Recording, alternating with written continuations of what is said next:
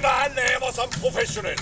Der arbejder han sammen med et fænomen, som er kendt under navnet Anders fra Randers. Mine damer og herrer, disse to herrer vil nu sammen udføre akrobatik i verdensklasse.